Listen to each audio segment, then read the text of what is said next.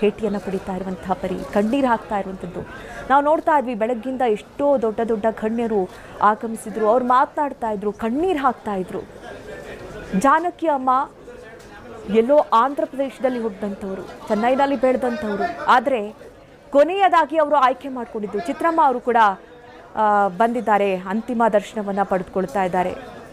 ಇವರು ಕೂಡ ದೊಡ್ಡ ಲೆಜೆಂಡ್ ಸಂಗೀತ ಕ್ಷೇತ್ರದಲ್ಲಿ. ಇಂಥ ಹಲವರು ಜಾನಕಿ ಅಮ್ಮ ಅವರನ್ನ ನೋಡಿ ಬೆಳೆದು ಅವರ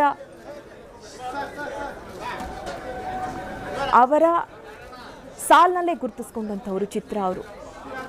ಇವರು ಕೂಡ ಕನ್ನಡ, ತೆಲುಗು, ತಮಿಳು ಸೇರಿದಂತೆ ಹಲವು ಭಾಷೆಯಲ್ಲಿ ಹಾಡಿದಂಥವರು. ಅವರು ಕೂಡ ಕಣ್ಣೀರು ಹಾಕ್ತಾ ಇದ್ದಾರೆ. ನಿಜಕ್ಕೂ ನೋವಿನ ಸಂಗತಿ, ಏಕೆಂದರೆ ಅಷ್ಟು ದೊಡ್ಡ ಲೆಜೆಂಡನ್ನು ಇವತ್ತು ಕಳ್ಕೊಂಡಿದ್ದೀವಿ.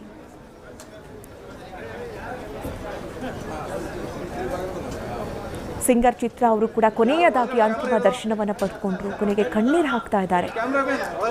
ಇವತ್ತು ಇಡೀ ರಾಜ್ಯ, ಇಡೀ ದೇಶವೇ ಕಣ್ಣೀರಿಡ್ತಾ ಇದೆ.